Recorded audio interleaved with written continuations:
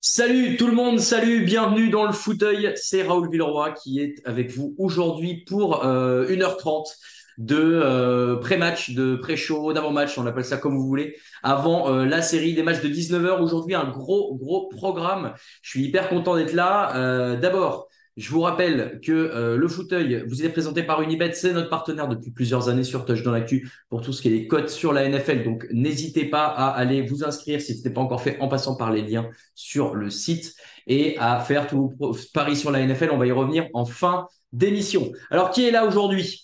Qu'est-ce que je vois dans le chat? Je vois Pastaga, je vois Quiggy Twig, bien sûr. Je vois Orline49, Caribert, Dadaegan, Cozy à l'auteur skill. Salut tout le monde, je suis hyper content d'être là avec vous.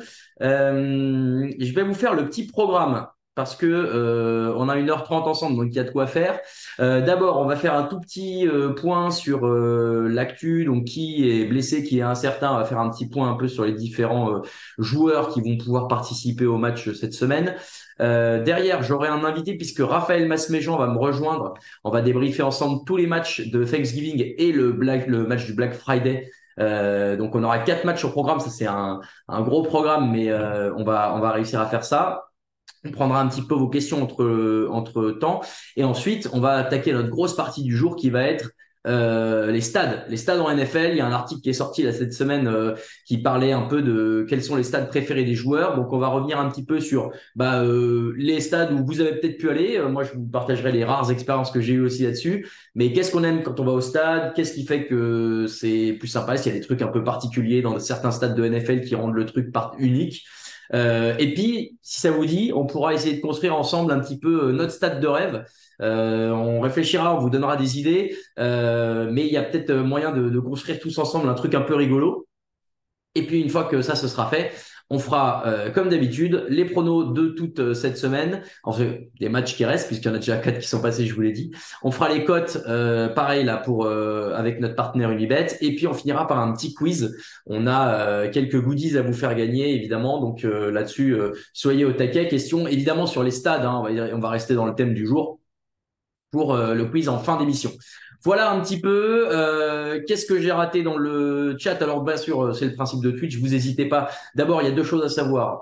Vous pouvez interagir à tout moment dans le chat avec moi pour poser vos questions, réagir au thème, aux pronos, à tout ce dont on va parler. L'autre truc, c'est que c'est le principe de Twitch. Vous connaissez, si vous voulez nous soutenir, si vous voulez soutenir Touch dans l'actu, n'hésitez pas à vous abonner. Il y a deux manières de le faire. Soit vous vous abonnez avec un abonnement Twitch, soit vous pouvez le faire si vous avez un compte Amazon Prime.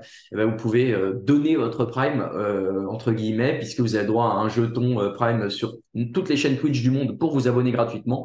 Et donc, si vous avez un compte, n'hésitez pas à vous abonner à Touch dans l'actu. C'est en bas à droite, vous avez un petit bouton vous abonner, là, c'est facile. Et puis, je verrai passer dans le chat tout ça. Donc, merci d'avance pour ceux qui nous soutiennent aujourd'hui et pour ceux qui veulent le faire.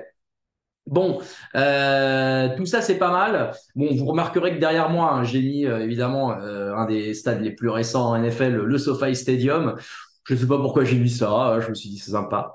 On va commencer tout de suite. Je voulais faire la petite actu avant qu'on se lance. C'est un petit peu ce qu'on appelle nous le jour de match sur Touch dans l'actu. Donc vous avez tous les articles sur le site. N'hésitez pas à y aller. D'abord, niveau des stars un petit peu qu'on risque de voir cette semaine. Max Crosby, le defensive lineman des Raiders, s'est pas entraîné cette semaine. Il va pouvoir jouer. On pense qu'il va pouvoir jouer quand ESPN nous l'annonce comme éventuellement partant. Donc ça, c'est plutôt une bonne nouvelle pour la défense des Raiders. Une autre superstar qui, elle, risque de pas être là alors que il pourrait, c'est Justin Jefferson qui est le receveur des Vikings. Jefferson qui a été blessé depuis plusieurs semaines. Malgré ça, les Vikings qui ont plutôt un bon bilan aujourd'hui en NFL et qui ont une bonne dynamique. Donc à voir si on le fait revenir. Toujours selon ESPN, il serait peu probable qu'il joue. Ils vont être un peu prudents avec lui. Qu'est-ce qu'on a dans les autres joueurs? Odell Beckham du côté des Ravens, le receveur qui est incertain. On sait, ce sera probablement ce qu'on appelle game time decision pour les Ravens qui vont décider à ce moment-là. T. Higgins chez les Bengals, Denzel Ward chez les Browns. Et on a, ouais, chez les Buccaneers et les Jaguars, eux, pour le coup, ils seront pas là. Lavonte David, Jamel Dean, ça, c'est des mauvaises nouvelles pour la défense des Buccaneers. Et Tyson Cobble du côté des Jaguars. Bon, pour l'instant, voilà, ça fait quelques joueurs un peu absents. On regarde du côté de ceux qui devraient jouer. Là, c'est pareil, c'est du conditionnel, mais vous savez qu'en NFL, tout se décide un peu au dernier moment. Cooper Kupp du côté des Rams, ça fait plaisir pour cette attaque des Rams qui a des bons arguments déjà avec Puka Nacua et Matt Stafford. Taron Johnson qui revient d'une commotion chez les Bills, le cornerback. On a Zay Flowers, ça aussi côté Ravens. Surtout si Odell Beckham n'est pas là, ça fera pas de mal. Et enfin, Damon Pierce, le coureur des Texans, cette équipe des Texans qui continue de nous faire plaisir chaque semaine. Et je le disais tout à l'heure, les abonnements qui vont commencer à pleuvoir, n'hésitez pas à les envoyer. Iron Lens qui s'est abonné à Touchdown Actu avec son Prime, merci beaucoup. Oui, parce que j'ai oublié de vous donner le vrai argument de pourquoi vous devez vous abonner. C'est pour éviter les pubs qui risquent de tomber à un moment pendant le live. Ça, malheureusement, ce n'est pas de notre ressort, mais bien de Twitch qui décide de mettre des publicités pour les gens qui ne sont pas abonnés. Donc, si vous voulez avoir 100% de l'émission en live, eh ben, n'hésitez pas à le faire. Qu'est-ce que il y avait d'autre comme actu? Je remonte un tout petit peu sur l'article. Ah oui, la bagarre chez les Steelers. Bon, ben, on verra ce que ça donne. C'est vrai que maintenant que Matt Canada est parti, ça c'est un petit peu l'actualité. On va voir ce que ça va donner cette équipe des Steelers. Est-ce que ça va vraiment changer quelque chose? Est-ce que c'était Matt Canada le problème? Ou alors est-ce qu'il s'est tué plutôt au niveau du poste de quarterback avec Kenny Pickett? Bon, bah écoutez, la réponse tout de suite. On refera le point hein, sur tous les matchs et tous les pronos tout à l'heure, mais les Steelers, ils jouent chez les Bengals. Ça, c'est un match qui va être important. D'ailleurs, je vous ai pas redonné le programme des matchs, mais ce qui est important de savoir, c'est qu'à partir de 19h, évidemment, comme chaque semaine, on a un match qui est diffusé sur Sisplay avec nos commentateurs maison, vous en avez l'habitude. Et justement, ce match des Steelers contre les Bengals, c'est celui que vous aurez sur Sisplay. Vous avez la chance d'avoir Lucas Vola et Grégory Richard qui seront aux commentaires. Donc voilà, si à la fin de l'émission, là sur Twitch, vous voulez aller voir tout ça, n'hésitez pas à y faire un tour. S'il se plaît, c'est gratuit, c'est disponible sur toutes vos applis et même de plus en plus sur les télé connectées. Donc faites ça. J'ai raté un abonnement. Pardon, j'en ai raté plein. Le train de live qui arrive. Allez-y, envoyez des abos, c'est le moment. J'adore. J'ai l'impression d'être un vrai Twitcher. Merci à Dax qui s'est abonné. Merci à Miton. On va dire Miton. Voilà, merci beaucoup en tout cas pour les abonnements. On va pouvoir passer, nous, à notre premier segment du jour. Je vous l'ai dit, on va débriefer les matchs et notamment les 4 matchs de cette semaine, puisqu'on avait la chance d'avoir les matchs de Thanksgiving, donc 3 affiches. Et cette nouveauté du match du Black Friday. Qu'est-ce que vous en pensez d'ailleurs là dans le chat? Ça m'intéresse. Le fait de rajouter là, un match du vendredi à 21h heure européenne. Donc ça, pour le coup, moi, c'est un truc que j'ai bien aimé d'avoir de la NFL à une heure accessible. Maintenant, est-ce que le vendredi soir, c'est vraiment ce que j'ai prévu de faire toutes les semaines, de regarder de la NFL pendant la saison régulière? Bon, peut-être pas. Et puis après, bon, au-delà de l'affiche, hein, parce que bon, voilà, le match entre les Dolphins et les Jets, c'était pas forcément ce qu'il y avait de plus rigolo, mais voilà, dites-moi ce que vous en pensez. Qu'est-ce qu'on me dit? Bah, Guigui qui nous dit oui, c'est un match commercial. Bah, je sais bien, mais voilà, les Américains, ils sont là aussi pour faire pour faire du chiffre d'affaires. Voir un match de plus cette semaine, c'était cool. Toutes les semaines, non, nous dit Gus. Ouais, je suis assez d'accord avec ça. Qu'est-ce que j'ai vu passer d'autre? C'est sympa à l'heure européenne, dit Gus Horizon. Oui, bah voilà, c'est vrai que ça fait plaisir. C'est rare en tout cas, mais voilà, voilà, Ben est d'accord avec moi. Le vendredi soir, c'est non. Et oui, et puis ça dépend un peu des rythmes qu'on a toutes et tous, mais est-ce qu'on peut sacrifier entre guillemets un soir de plus? Bon, c'est toujours mieux que voilà, et ça c'est un peu le dernier argument, c'est que c'est toujours mieux que les matchs à 2 heures du matin. Voilà, ceux qui travaillent le lundi et qui vont vouloir regarder le Sunday Night Football de cette nuit et voir le Monday Night Football demain, ça va être un peu plus dur de se lever. Bon, les avis ont l'air un peu partagés. En tout cas, voilà, à voir ce que la NFL fera. On sait pas encore si ça va être maintenu. On sait pas encore si ils vont tenter d'autres trucs dans le futur. Souvenez-vous, il y avait eu Il y avait eu des matchs du mardi. Il me semble qu'au moment du Covid, ils avaient décalé des matchs pour que quand il y avait eu des annulations, ça puisse être rejoué plus tard. Enfin bref. Et le match valait pas grand-chose. Bon, ça c'est un autre problème. On va y revenir. Ça fait 10 minutes qu'on est ensemble, les amis, et ça fait 10 minutes que j'ai oublié de faire un truc hyper important. C'est de saluer Camille Saraven qui est avec moi dans les coulisses et qui gère d'une main de maître tout ce stream. Salut Camille. Salut à tous, salut. J'ai oublié de te prévenir que j'allais te lancer, pardon. Je voulais juste que tu puisses me dire si Raphaël est prêt à nous Ouais, rejoindre. oui, il est prêt, il est prêt. Euh, ok, super. Eh ben écoute, n'hésite pas à l'envoyer dès que tu veux, et puis on va être parti. Donc je vous l'ai dit, les amis, Raphaël Masmejean, hein, figure émérite, bien sûr, sur Touchdown Actu, vous connaissez par cœur, qui va pouvoir nous rejoindre pour débriefer quatre affiches. On va pas se mentir, sur les quatre affiches, il y en a une seule qui était un peu rigolote en termes de suspense, de résultats et tout. Les trois autres, bon, ça va aller un peu plus vite. Euh... J'ai pas besoin de faire un dessin. Il est là. Raphaël, est-ce que tu m'entends? Salut Raoul, salut à tous. Comment ça va, Raphaël? Eh ben écoute, ça va, tranquillement. Ouais, ouais, très bien. Je suis heureux de te voir en forme, entre guillemets, on peut dire Ouais, ça. voilà, en forme. Bon, on n'aime pas trop les private jokes, mais pour dire, je sors d'un petit Covid, donc Eh voilà, oui. je me remets, je me remets. Prenez soin de vous, bien sûr, les amis. Tout à fait. Restez au chaud. Raphaël, on a quatre matchs à débriefer, ça c'est quand même pas mal, puisque de là de Thanksgiving, on avait cette nouveauté un peu folichonne du Black Friday Game. Et c'est ce que je disais juste avant. Bon, déjà, on peut faire un premier point là-dessus. Sur les quatre affiches, on a une sur laquelle on va un peu s'attarder. Les trois autres, on va être rapide, non?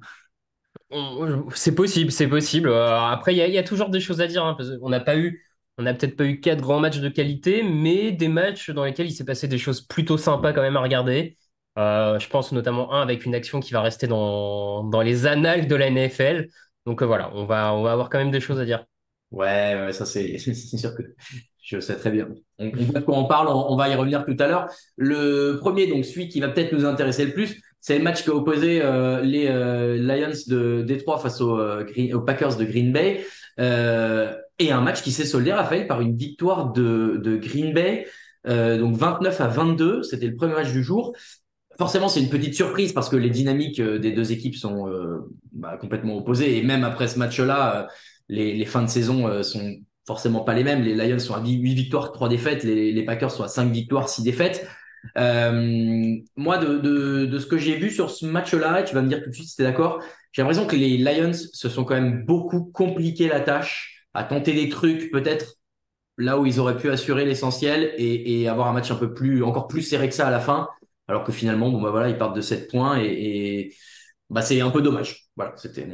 Qu'est-ce que toi, est-ce que tu es d'accord déjà avec ce postulat de départ? Alors, c'est sûr qu'ils se sont pas facilité la tâche avec une nouvelle fois beaucoup de pertes de balles en attaque, trois nouvelles pertes de balles en attaque. La semaine d'avant, il y en avait déjà eu trois, ça fait six sur les deux derniers matchs, c'est assez énorme.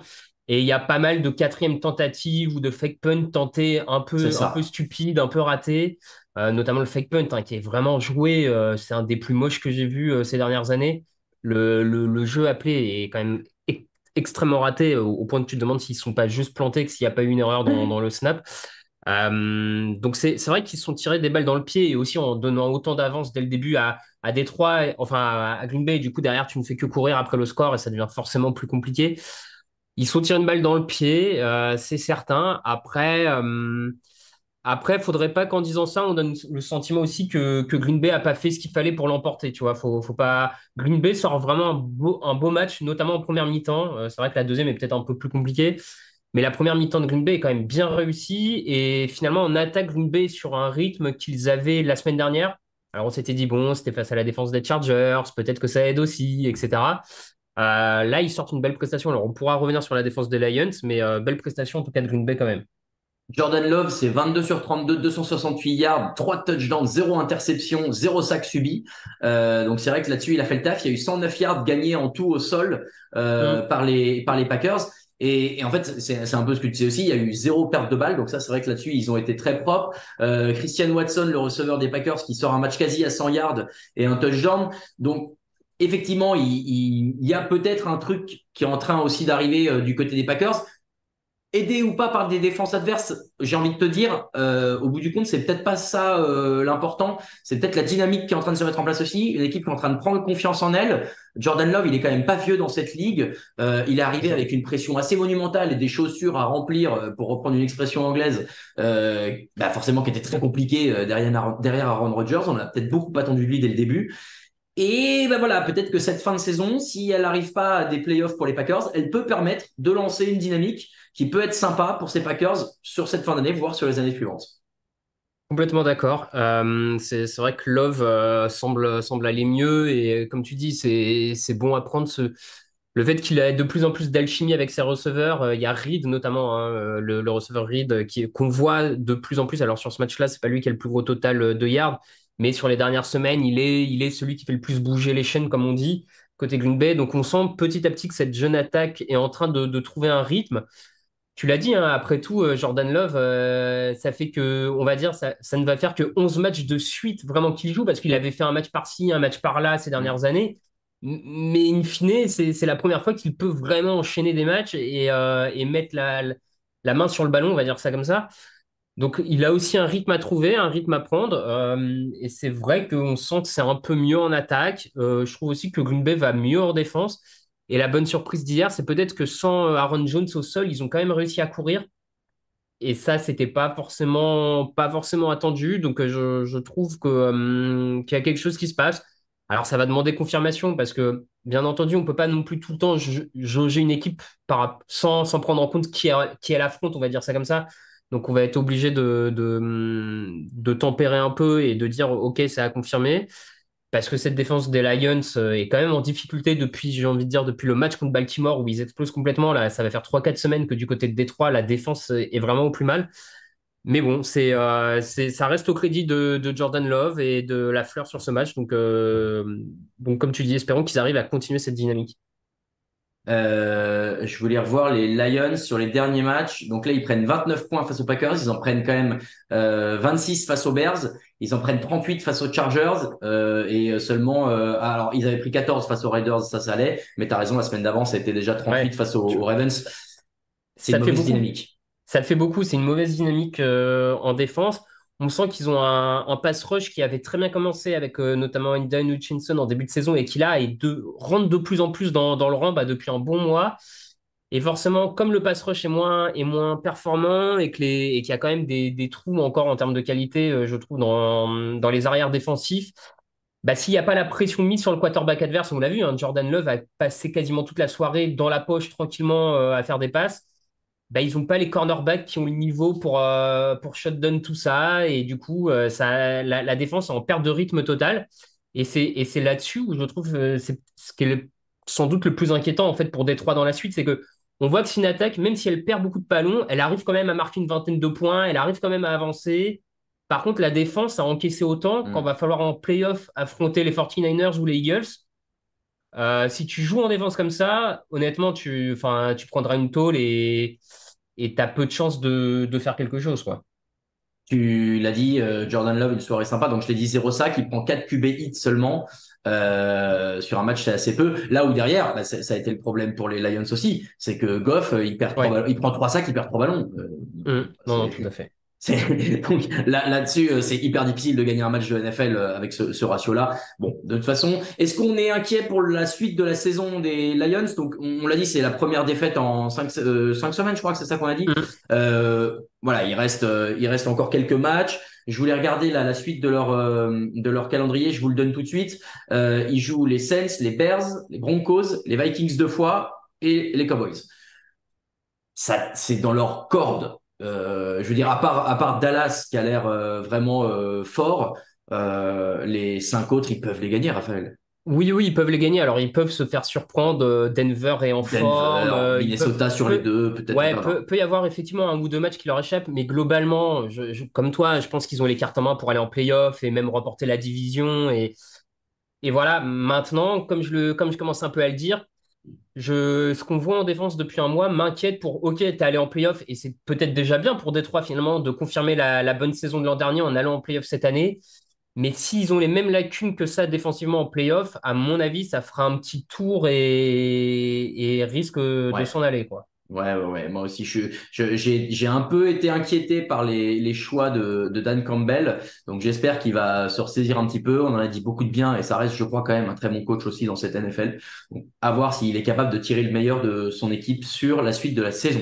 On va enchaîner avec les trois matchs suivants. On l'a dit, forcément un petit moment de suspense sur cela. On peut commencer par San Francisco face à Seattle. Donc, c'était à Seattle, ça s'est fini 31-13 pour les 49ers. Bon là voilà, la logique est respectée. À la mi-temps, il y a déjà 24-3 pour San Francisco. Seattle met 10 points dans le troisième quart-temps, mais il y a un touchdown de Brandon Ayuk dans le quatrième qui enterre définitivement le peu d'espoir qu'il y avait. Bon, la logique respectée, Raphaël, on peut dire ça?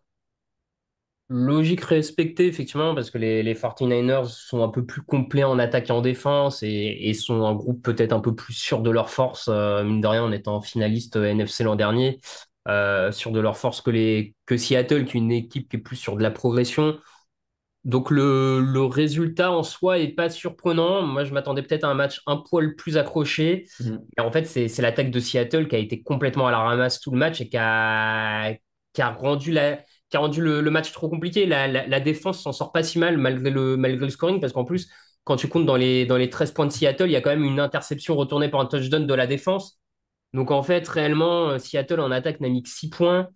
C'est vraiment là-dessus où ils ont perdu. Geno Smith a pris la pression une bonne partie du match. Il n'a pas su totalement trouver ses receveurs. Il y a eu des plans de jeu, des appels de jeu un peu particuliers. Et c'est là-dessus, je m'attendais peut-être un poil mieux de l'attaque de Seattle sur ce match. Et ils ont clairement coulé là-dessus.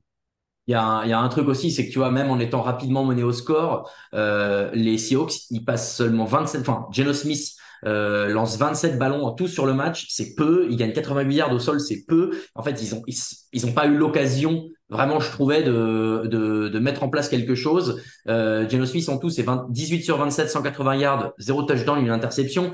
Donc là, c'est pareil. En fait, il a pas eu le temps, parce que les Niners ont bien gardé le ballon. Hein. Christian McCaffrey, il fait 19 courses, 114 yards de touchdown.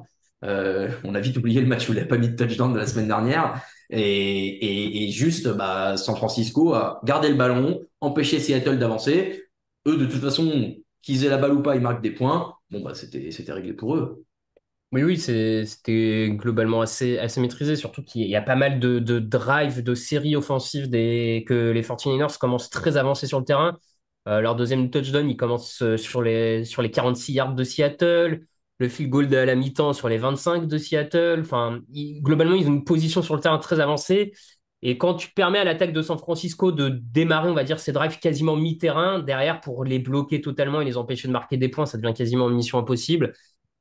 Et il y a tellement d'armes dans cette attaque de San Francisco que voilà, il y a les bonnes performances de la défense permettant à l'attaque d'être bien placée. Derrière, l'attaque avait plus grand-chose à faire, j'ai envie de dire. Et s'est contenté de bien distribuer le ballon comme ils savent le faire à l'image d'un Brock Purdy, encore de globalement bon niveau. Donc voilà, match maîtrisé. Pour San Francisco, c'est la confirmation qu'ils sont bien revenus depuis leur semaine de repos. Et pour Seattle, par contre, je trouve que là, il faut vraiment trouver quelque chose. Enfin, depuis 2, 3 semaines en attaque, ça patine et il faut retrouver un peu d'allant en attaque parce que ils sont encore largement dans la course en playoff en NFC, mais s'ils veulent essayer de faire un peu mieux, ils ont besoin d'une meilleure attaque. Ils sont largement dans la course. En revanche, je vais peut-être doucher les espoirs des fans de Seattle, puisque les trois prochains matchs, c'est chez les Cowboys, chez les 49ers, il y a tout de suite le match retour, et ils reçoivent les Eagles. Donc là, il y a trois Ok. énormes morceaux qui arrivent. Bon, s'ils perdent les trois, ils sont en 6-8, et là, ça me semble hyper compliqué d'aller. Encore hyper compliqué, il faut voir en NFC, mais Ouais, c'est bon. la Si fin, tu c'est gagnes, Titans, Steelers, Cardinals. si tu fais 3-0 sur la fin, tu passes à 9-8. C'est pas dit qu'à 9-8 en NFC, tu prennes pas une place en playoff, hein. C'est pas dit. Non, non, mais t'as raison. Bon, pour Seattle, c'est pas foutu, mais attention que cette série Ouais. des trois prochains matchs, là, laisse pas des traces non plus. Moralement, tu te fais éclater 3 fois, t'es pas bien. Bon, bref, on verra ce que Oui. ça donne. Mais si jamais tu arrives à en prendre un, par contre, Alors là, alors peut-être. On enchaîne avec les Cowboys qui recevaient les Commanders. Ça donnait 45-10. Il y avait 20-10 à la mi-temps. On s'est dit, eh, pourquoi ouais. pas. Et puis, il y a eu, il y a eu 3 touchdowns dans les 10 dernières minutes du match pour les Cowboys. Bon, bah là, c'est pareil. Sam Samuel qui arrivait en leader de la NFL sur plein de stats pour les quarterbacks. Malheureusement, ça n'a pas suffi. Il fait 28 sur 44, 300 yards, une interception. Et il lance encore plein de yards. Hein. 300 yards, c'est vachement bien. Mais bon, pour un résultat qui, malheureusement, n'est pas du tout à la hauteur de l'adversité et surtout de cette attaque de Dallas qui, là, déroule 331 yards dans les airs, 100 yards au sol. Bon, est-ce qu'on est en train d'atteindre la forme, entre guillemets, finale ou en tout cas de se mettre en rang pour les playoffs du côté de Dallas, Raphaël? Ça y ressemble, hein. Globalement, de toute façon, c'est Dallas en dehors d'une défaite un peu surprise en semaine 3 contre les Cardinals. Cette saison, quand ils affrontent une équipe plus faible, en général, ils lui roulent globalement dessus. Il y a pas trop de doute, ils laissent peu de place à l'incertitude, on va dire, hein, de cette saison quand vraiment l'équipe adverse est plus faible. Et c'est une machine bien huilée, hein, qui commence à être vraiment bien rodée des deux côtés du ballon. La défense, on n'est pas surpris. C'était déjà une bonne défense l'an dernier. Il le confirme avec en plus un homme chaud comme Darren Blaine, le cornerback, et qui enchaîne les pick 6. Pour le moment, il en est à 5 ou 6 record en NFL cette saison. Enfin, Oui. record en NFL historique. Personne n'a jamais mis autant de pick 6 que lui. Donc, j'ai envie de te dire que s'il continue sur ce rang-là, ça va être compliqué à jouer. Et puis, moi, je trouve que cette attaque s'est bien remise du départ de Kellen Moore. Et là, Ouais. enchaîne les Dak Prescott depuis un mois et quand même sur un petit nuage. Alors, bon, l'adversité est peut-être pas est peut-être pas incroyable, mais en tout cas, il arrose dans tous les sens. Il joue bien, il joue propre et c'est assez convaincant offensivement. Ce que tu dis sur l'adversité, c'est vrai. D'ailleurs, c'est soulevé dans le chat par Théophane des Vikings. Dallas, ils ont leur victoire contre des équipes à bilan négatif. Oui, bien Donc, sûr. Ouais. arrivé en playoff, forcément, tu vas jouer des adversaires un peu plus relevés. Maintenant, je vous trouve quand même dur de dire, oui, c'est des adversaires moins forts ou quoi. Ils mettent quand même pas mal de points à chaque fois. Ils ont quand même l'air de maîtriser leur sujet. Et alors, moi, ce que je trouve, tu mentionnes Darren Bland, oui, qui en plus est en train de sortir des stats. Sur ce match-là, c'est le joueur qui a le plus de plaquages en défense. Donc, Mm. il fait pas que rentrer des pick 6. Il est vraiment hyper présent dans cette défense de Dallas, qui a pourtant des super noms, entre Stephen Gilmore, avec Micah Parsons, enfin, avec des mecs qui sont Ouais, ouais. forts. Voilà. Ouais, non, non. Et tu as un nouveau type qui vient et qui s'impose et qui a un impact. Ouais, moi, si je suis une équipe qui tire Dallas au premier tour des playoffs, je suis pas content. On va pas se mentir. Non, je suis pareil, je suis pas hyper heureux. Après, de toute façon, Dallas, on va voir, j'ai envie de dire, de quel bois ils sont faits assez rapidement, hein, puisque les prochaines semaines, c'est Seattle, Eagles, Bills et Dolphins.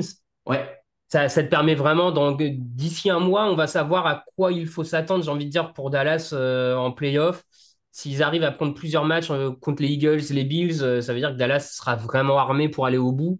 Parce que de toute manière, faut être honnête, c'est l'objectif de Dallas, hein, d'aller au bout. Il y a pas bah, ils attendent que ça. l'ambition, c'est pas d'aller en playoff, de faire un petit tour et de dire au revoir. Donc on va vite se rendre compte s'ils ont ce qu'il faut. Mais moi, je trouve qu'en tout cas, ils sont de plus en plus costauds. Et effectivement, tu l'as dit, hein, l'adversité est peut-être un peu facile, mais c'est pas non plus toutes les semaines. Quand, en NFL, quand tu rencontres une équipe plus faible, tu y mets 49 points, 45, 33 comme ils ont fait. Enfin, Hum, hum, ils hum. écrasent les adversaires faibles. Et tout le monde écrase pas les adversaires faibles en NFL. Donc c'est à leur mérite aussi.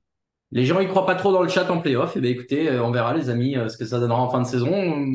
J'ai du mal à les imaginer sortir premier tour. Après, tu sais jamais comment ça se passe. Les Ah playoffs, bah, surtout que je veux pas être désagréable, mais qu'a priori, ils vont avoir le siège numéro 5. Ça veut dire ouais, que ils affronteront le numéro 4, qui devrait être, à mon avis, le vainqueur de la NFC Sud. ouais, c'est les Saints Je les vois pas particulièrement sortir contre les Saints ou les Falcons ou les ou les Falcons, ouais. Buccaneers ou je sais pas qui, hein. Ouais, Je vois non pas mais en comment une de plus, ces équipes bat Dallas à l'heure actuelle, sincèrement. non mais on est bien d'accord. Voilà pour ce match entre Dallas et Washington. Il nous reste évidemment le meilleur morceau de de ce poulet de Thanksgiving, c'est le Black Friday Game. Donc vous l'aviez vu, cette nouveauté que la NFL nous a sorti cette année d'un match du vendredi à 21h heure européenne. Pour ça, on dit merci. Qui opposait les Jets de New York face aux Dolphins de Miami. Ça s'est soldé par un 34-13 en faveur de Miami. Mais ce n'est pas ce qu'on retiendra de ce match, évidemment, les amis.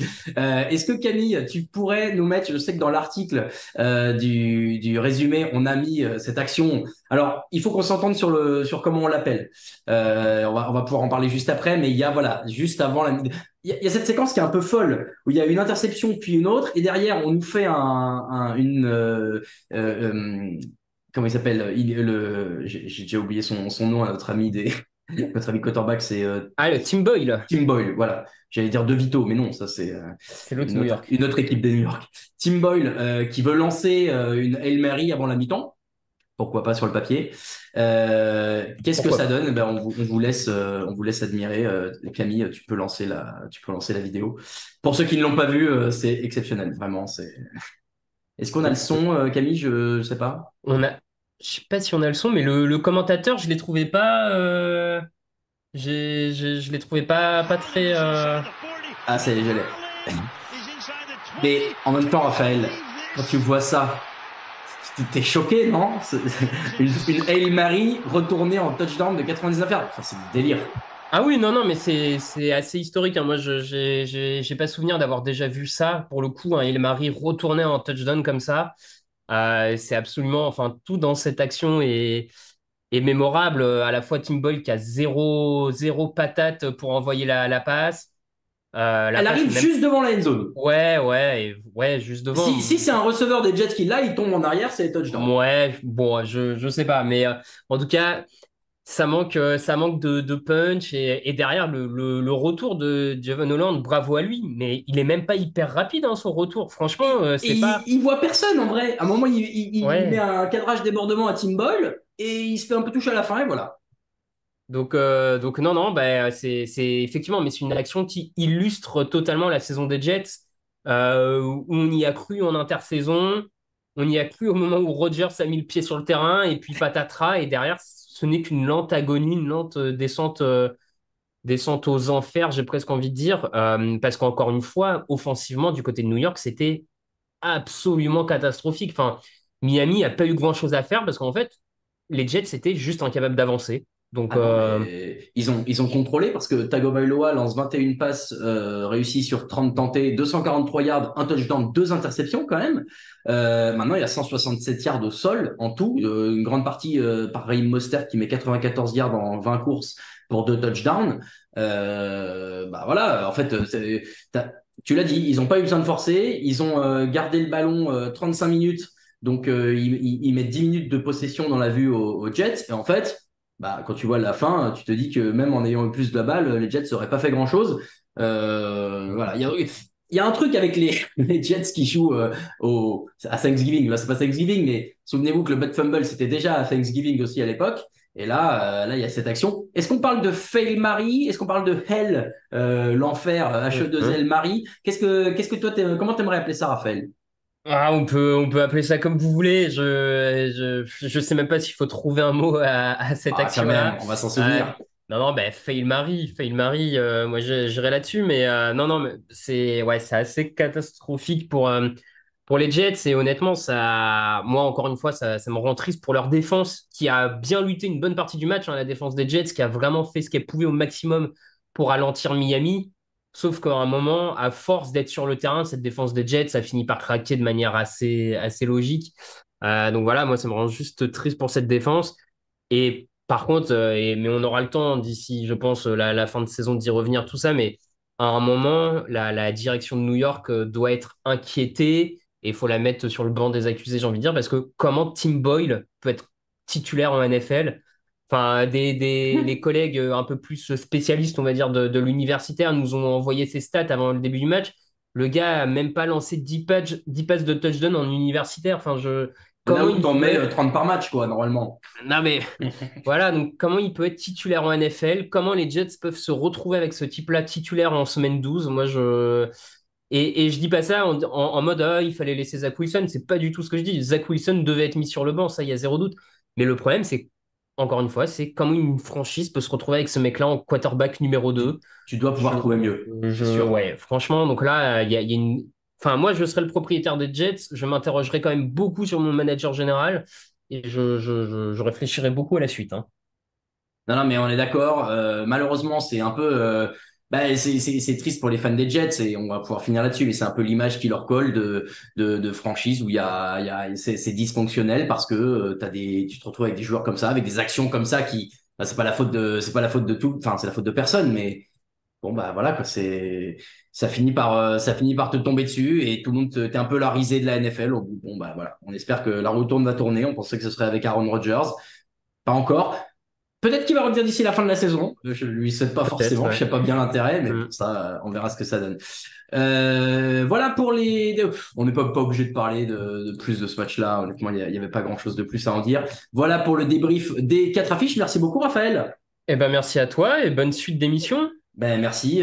N'hésite pas à rester avec nous dans le chat. Tu pourras nous raconter un peu tes expériences de stade. Tiens, d'ailleurs, toi, en une seconde, puisqu'on va enchaîner de ça là-dessus, le stade où tu as préféré regarder un match de NFL. Hop là, comme ça, je te prends au dépourvu. Voilà, stade où j'ai préféré. Bah, en même temps, il n'y en a pas eu des masses. Donc, écoute, je crois que le stade de Tottenham, là, Le Hotspur Stadium. ouais, le Hotspur Stadium est pas mal. Celui de Houston était bien, mais je crois qu'il est un peu plus moderne, celui de Tottenham.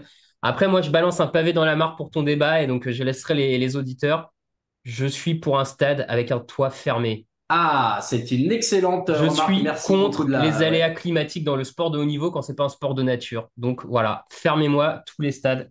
Merci. Fermez-la bien. Merci pour cette fin, Raphaël. On se retrouve tout de suite après pour parler du thème.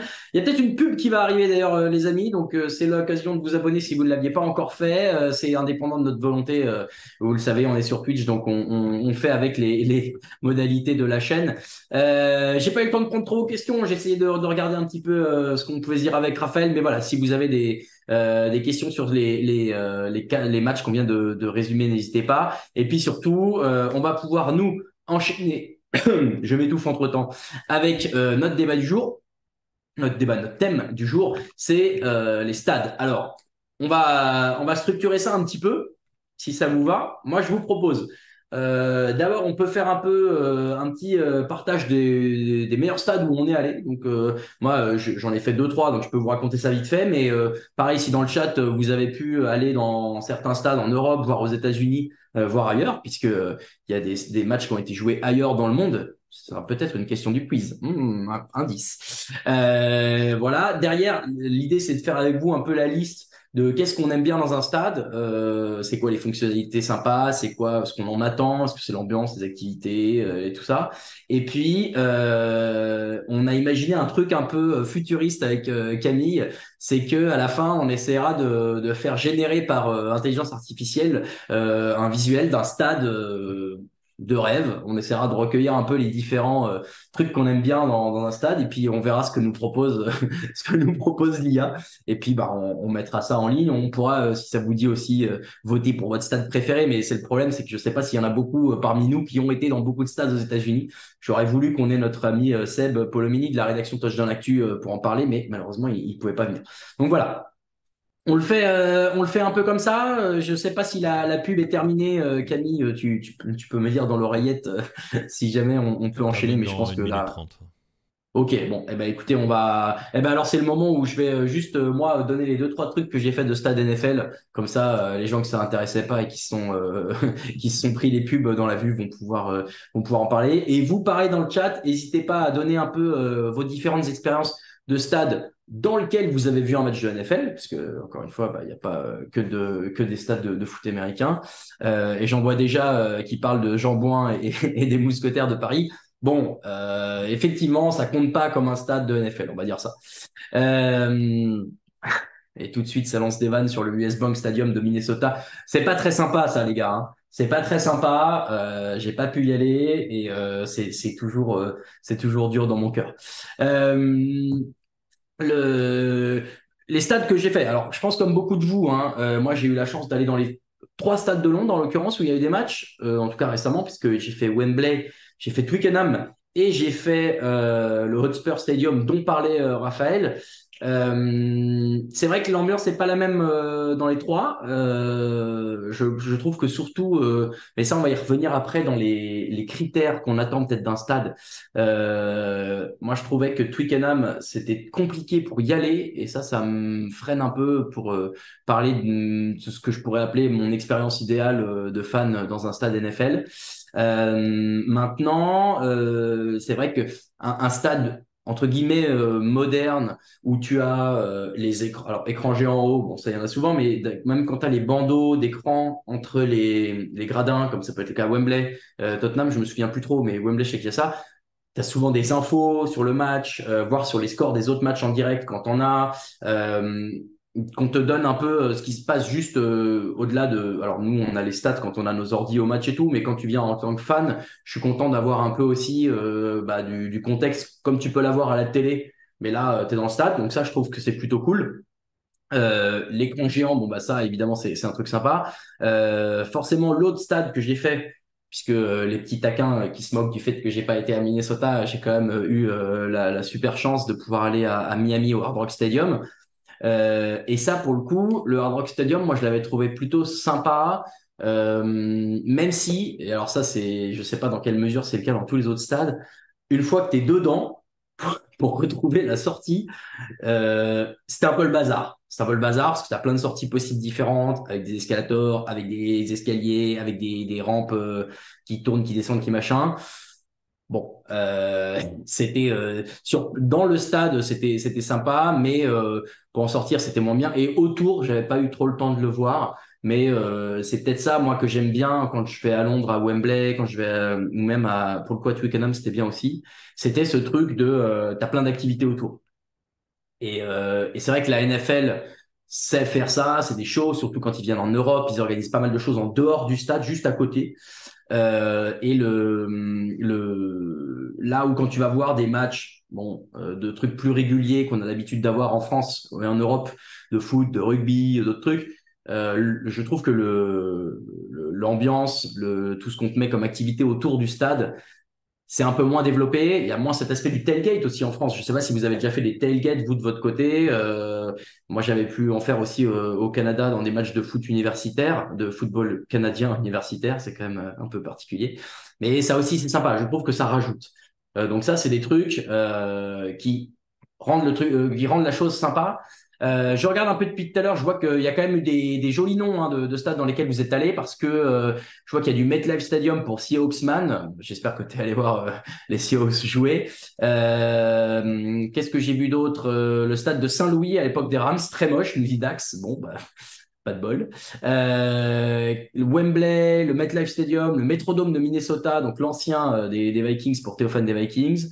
La Legend, ça c'est celui des Riders. Qui a l'air incroyable, Fly Raiders, t'as raison, on va y revenir, mais il y a eu un classement qui a été fait des meilleurs stades de la NFL. Celui-ci est souvent en haut. Qu'est-ce que vous avez fait d'autre, les amis? Je regardais tout à l'heure. Celui des Cowboys pour Fly Raiders encore. Ouais, ça c'est vrai que l'AT&T Stadium, c'est simple, c'est celui qui a le plus grand écran géant du monde. Je me rends pas bien compte à quel point ça t'éblouit pas la tête, mais pourquoi pas. Et qu'est-ce que je vois d'autre? Le Dôme de Nouvelle-Orléans, le Hard Rock Stadium de Miami pour Mython. Ouais, Nouvelle-Orléans, c'est un truc que j'aimerais bien faire. C'est vrai que le stade est assez mythique. Donc voilà, un petit peu pour nos différentes expériences. Maintenant, j'aimerais qu'on liste un petit peu. Qu'est-ce qu'on attend quand on va au stade? Qu'est-ce qui fait qu'on passe un bon moment? Est-ce que c'est l'ambiance? Est-ce que c'est les activités autour? J'en ai un peu parlé. Est-ce que c'est pareil, les facilités d'accès? Est-ce que c'est le prix des consommations? Ça, c'est un truc qui est quand même important aussi, qui peut jouer. Est-ce que c'est une fonctionnalité un peu sympa? Enfin, voilà. Moi, je vais vous dire un petit peu les différents trucs et puis dites-moi ce que vous en pensez. Mais euh, tout de suite, les gens disent les bières pas trop chères. Oui, bah ça, c'est sûr. Mais en même temps, il faut bien vivre, les amis, hein. Et puis, bah, vous savez, tout le monde en veut, donc c'est là-dessus qu'on va faire notre marge. Euh, L'ambiance, c'est important, mais je sais pas dans quelle mesure c'est vraiment lié à un stade. plutôt qu'à un public? Est-ce que c'est une culture locale? Est-ce que c'est une ambiance locale? Est-ce que c'est le fait, en Europe, on a, nous, la culture ultra et supporters qui est moins aux États-Unis. Est-ce que tu as vraiment des ambiances aux États-Unis? Tout de suite, là, de prime abord, j'ai l'impression que au Lincoln Field de Philadelphie, il y a une ambiance, mais que c'est pas forcément celle que les visiteurs voudraient avoir. Euh, Est-ce que c'est l'architecture aussi d'ailleurs? Il y a des stades qui peuvent être très très beaux, qui ont une apparence moderne, une allure moderne. Je mentionnais le SoFi, vous voyez derrière moi le SoFi Stadium. C'est un truc qui a l'air stylé. C'est très subjectif évidemment, mais en tout cas ça donne. J'aimerais bien le voir en vrai. Tu vois, j'aimerais bien me dire waouh, c'est un truc, c'est incroyable à voir quoi. Euh, Bonne réflexion de Dax. Est-ce que le fait que ce soit du terrain synthétique ou de la pelouse naturelle, c'est important pour vous? Ça peut, c'est pas le même visuel non plus. Facilité d'accès, moi c'est un truc qui m'importe. C'est vrai que j'ai pas envie de faire 1 heure de transport, de marcher. Et c'était un peu ce qui m'avait cassé les pieds à Twickenham à Londres, c'est que tu en as pour 25 minutes à pied entre le métro le plus proche, qui est même pas un métro parce que tu es en banlieue, donc c'est un train de banlieue, et le stade. Donc ça, forcément, c'est un peu relou. Là où Wembley, tu as vraiment le métro et tu as la longue ligne droite et tu y es, quoi. Euh, alors, vous êtes plusieurs à mentionner. Ouais, alors c'est vrai qu'il y a des trucs qui ont l'air sympas. En NFL, il y a des trucs cool. Le bateau. Alors, Camille, je sais pas si je vais le mettre sur mon écran parce que j'avais. Attends, je vais te dire dès que je l'ai. Il y avait des trucs qui étaient sympas. Hop, on va se le mettre ici. J'ai retrouvé un peu des choses sympas en NFL. On va pouvoir le faire maintenant. Est-ce que je peux partager mon écran, Camille? Tu me dis partager l'écran. Oui, c'est là. Hop. Alors regardez. Moi, j'ai trouvé là ce truc. C'est vrai qu'il y a des choses sympas, notamment alors la statue du cheval à Denver. Moi, c'est pas ce qui me fait le plus envie, mais c'est assez original. La statue pourquoi j'ai oublié son nom? C'est Lombardi. Merci. Merci. Lombardi à l'entrée de Green Bay et puis cette espèce de baie vitrée géante. Bon, c'est vrai que le Lambeau Field, c'est pas moi ce que je retiens le plus de Lambeau, c'est plus le fait que ce soit le stade au ras du sol, les gens qui sautent dedans, bon, et qui soit très ouvert comme ça. Bon, ça c'est assez sympa. Je ne savais pas. Le saviez-vous? Alors c'est l'instant où on va apprendre quelque chose d'utile dans ce live. C'est que au Ford Field de Détroit, il y a un ancien entrepôt qui est collé et qui était avant un peu les espaces VIP pour les matchs des Lions, qui est aujourd'hui, pardon, les espaces VIP pour les matchs des Lions.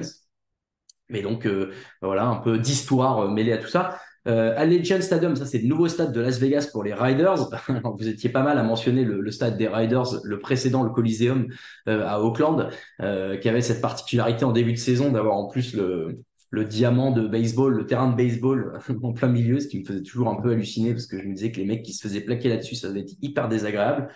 Le nouveau stade des Riders, donc il y a quand même cette écran géant devant, ça c'est sympa aussi. Le toit ouvrant des Falcons, alors on parlait tout à l'heure avec Raphaël du fait d'avoir un toit ouvert ou fermé, enfin en tout cas de pouvoir avoir un toit fermé. Moi je suis un peu moins dogmatique, je sais pas vous, mais je trouve que d'avoir la possibilité de l'ouvrir, c'est quand même sympa. Voilà. Que ce soit fermé tout le temps, comme à Nouvelle-Orléans, comme à Minnesota. Euh, Est-ce que à Arizona c'est fermé tout le temps? J'ai un doute. Mais bon, en tout cas, le fait de pouvoir l'ouvrir ou fermer, en plus celui des Falcons qui s'ouvre un peu comme un nid, là, il y a combien? 1, 2, 3, 4, 5, 6, 7, 8, c'est un octogone, je crois. Ça, c'est assez classe. Ça, c'est peut-être mon préféré. En tout cas, le truc qui me fait le plus halluciner parce que ça sert à peu près à rien, mais c'est quand même trop rigolo. Euh, le bateau pirate des Buccaneers, ça c'est quand même génial au Raymond James Stadium. Un vrai bateau, hein, il est immense. Vous avez vu les gens dedans, hein. Il y a des petits gens au fond là, ici. Vous voyez l'échelle, c'est un délire. Moi, et en plus, qui tire des coups de canon à chaque fois. Enfin, ça c'est trop sympa. Moi, j'ai vraiment trop envie de voir un truc comme ça. Ça aussi, j'adore. Chez les Jaguars, la piscine. Ça, c'est ce truc de te dire, tu te mets dans ta petite piscine pour regarder le match des Jaguars. C'était sympa parce qu'à l'époque, les Jaguars, quand ils étaient nuls, au moins, tu avais un intérêt à venir au stade. Maintenant qu'ils sont à peu près forts, t'es là à regarder ton match sympa. Moi, je trouve ça génial. Franchement, c'est un des trucs, si je pouvais, quand je vais au stade, être dans un jacuzzi à chaque fois, pas de souci, je le prends. Oui, alors c'est pas un vrai bateau, merci. C'est Alain Mattei qui est dans le chat là avec le pseudo-toche dans la cube peut-être. Mais oui, je sais bien que c'est pas construit en bois et qu'il peut pas, si on le met sur l'eau, il va. Voilà, merci Alain. Évidemment qu'il va couler, mais il est aux dimensions d'un vrai match et ça je trouve ça cool. Alors après, Dada c'est vrai que t'es pas obligé de passer 3 heures dans le match, 3 heures dans la piscine. Mais voilà, t'es là, tu viens, tu fais un petit plongeon pendant les quarts-temps. Bon, ouais, je trouve ça cool. Alors ça, c'est moins une expérience, je trouve, pour les fans, mais c'est vrai que ce truc de la pelouse rétractable du toit des Cardinals, ça c'est un truc qui est stylé, mais bon, ça joue peu pour le fan qui vient voir son match, dans la mesure où ils le font pas pendant le match, hein. Alors c'est un peu dommage. Ce serait sympa, tiens d'ailleurs, une fois ils le sortent, ils jouent derrière. Bon. L'écran géant. Alors ça, je l'ai dit tout à l'heure, moi j'aime bien les petits bandeaux, mais l'écran géant, géant comme c'est le cas à l'IT Stadium, est-ce que je suis très fan? Je sais pas. Je me rends pas compte. Il y en a tout à l'heure qui disaient qu'ils étaient allés voir des matchs à l'IT. Je suis curieux d'avoir votre retour sur le. Est-ce que t'es pas juste un peu ébloui par le truc au bout d'un moment? Bon. Oui, et bonne. Alors ça j'adore l'idée Jazz Luck, Jazz Luck. Ils auraient pu faire un Drakkar devant l'US Bank Stadium à Minnesota. Moi, je suis très très fan de ça. En plus, bon, c'est vrai qu'ils jouent à fond sur l'image des Vikings là-bas, avec la corne, avec le skull, avec tout ce que tu veux. Ce serait trop marrant. Et alors ça, je m'étouffe. Le Soldier Field, il y aurait ces colonnades devant. Je ne l'ai pas beaucoup vu, mais ça c'est pareil, c'est pas dans le stade, donc je me rends pas bien compte de ce que ça t'apporte. Bon. Mais sympa. Sympa. Ça rejoint un peu le côté architecture du truc. Est-ce que c'est un truc que tu as envie d'aller voir pour la structure elle-même? Euh, oui, c'est vrai. C'est vrai qu'on pourrait. Il y a un Drakkar devant l'USB Stadium. Ah bon? Ben, on m'a pas tenu au courant. Quoi? Je cherche ça en direct. On est sur Twitch, les amis, donc on a le droit de faire ça. Drakkar, USB Stadium. C'est vrai ça? Moi, j'ai jamais vu. Image, je clique. Ben, ça, c'est des trucs que tu as quand tu es les architectes qui veulent te proposer quelque chose, mais est-ce que c'est vraiment fait comme ça? Il y a la proue dans Drakkar. Ah, c'est beaucoup moins rigolo. Alors, le gond, c'est l'extérieur d'un stade, c'est important aussi. C'est un peu le débat qu'on avait. Enfin, c'est un peu la question que je vous pose. Moi, j'ai ma réponse, mais que je vous pose aussi. C'est quand tu vas avoir un match au stade, l'ambiance qui est tout autour, à quel niveau ça joue sur ton envie de retourner voir un match dans ce stade-là. C'est vrai que pour le coup, bon, moi, ça me dirait bien. Moi, je suis content de pouvoir faire des trucs avant. Maintenant, si t'es un régulier, que tu y vas toutes les semaines, est-ce que c'est vraiment ça qui change ton envie d'y aller? Parce que toutes les semaines, tu vas pas peut-être pas refaire toutes les activités de pêche au canard, lancer de fléchettes, ou je sais pas quoi, je sais pas ce qu'il y a devant, mais je sais pas pourquoi j'imagine une fête foraine dans ma tête. Euh, mais c'est vrai que bon, quand tu es abonné, et moi je l'avais été quelques années pour pas du foot américain, mais bon, t'arrives 3 minutes avant le début du match, tu te poses avec tes copains et voilà. Mais il y a moins cette ambiance aussi de tailgate où tu as les jeux, où tu viens avec ta voiture, avec le barbecue à l'arrière et tu fais des trucs ensemble. C'est voilà, c'est un peu moins je connais moins, j'ai moins expérimenté. Donc s'il y en a chez vous qui ont eu la chance de faire des tailgates et tout, n'hésitez pas à nous le partager. On peut faire un petit point sur les stades les plus beaux architecturalement parlant. Et alors pour ça, j'ai retrouvé un autre classement et donc je vais pouvoir vous le mettre en plein écran. Il y en a quelques-uns, c'est vrai, qui sont très jolis, notamment les fermés d'ailleurs. Alors, je reprends mon partage d'écran Voilà, la technologie, c'est quelque chose, hein. J'ai trop de fenêtres ouvertes. C'est ça, mais quand on n'a pas l'habitude. Hop, plus partager l'écran. C'est celle-ci. Hop, partager. Voilà, donc les trente stades classés de la NFL. Oui, il y a 30 stades, il y a 32 équipes, mais vous le savez bien qu'il y a quatre équipes qui partagent des stades deux fois. Ça, c'est. Alors, l'article date de 2022, et en l'occurrence, ça classe beaucoup sur l'apparence, mais pas que, aussi sur l'intérieur et tout ce que tu as. On va peut-être pas faire les 30, ça va faire un peu long. En revanche, moi, je voulais qu'on aille direct à partir du 10. On peut se faire un top 10. Attention, vos yeux, ça défile.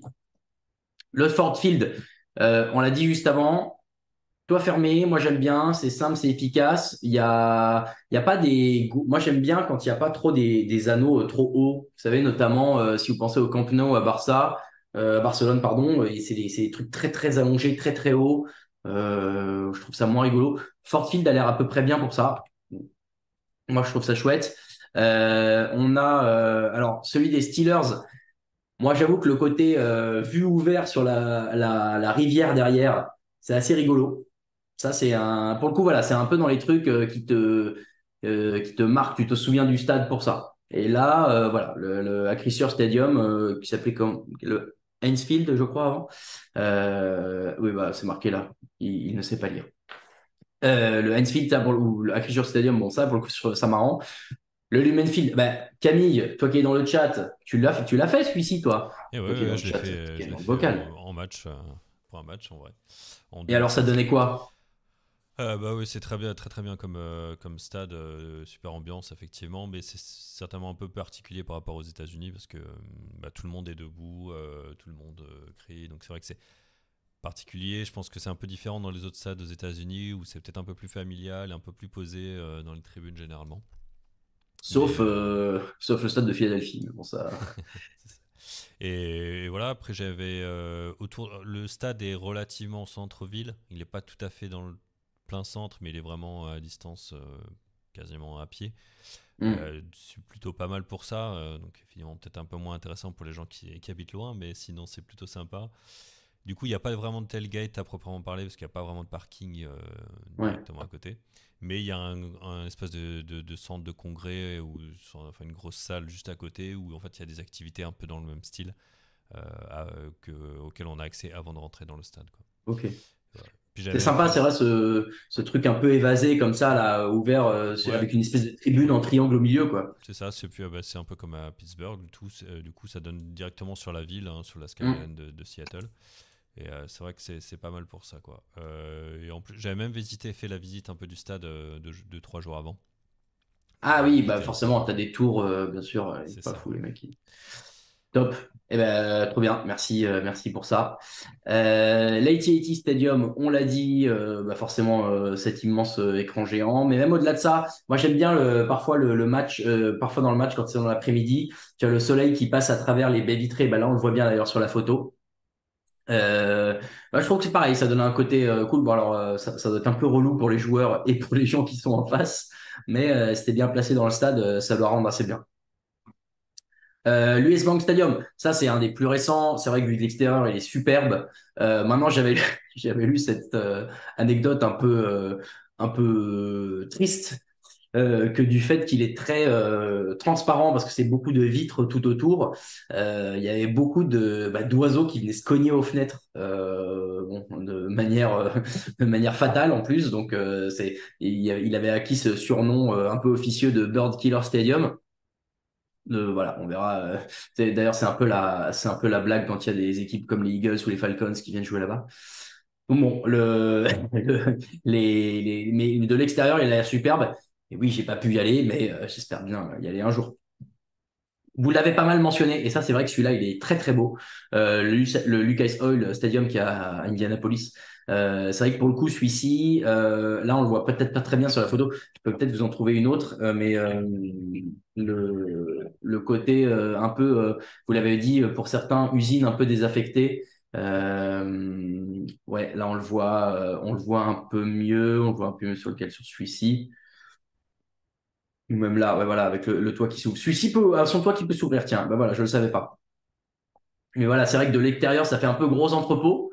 Et puis en fait, non, non, c'est un stade de FL. Je me demande si c'est pas le premier stade où j'ai vu un match se jouer. Alors, depuis chez moi, hein, j'étais pas dans le stade, mais parce qu'il y avait eu le Super Bowl en 2012 ou 13, ça doit être le premier match que j'ai vu.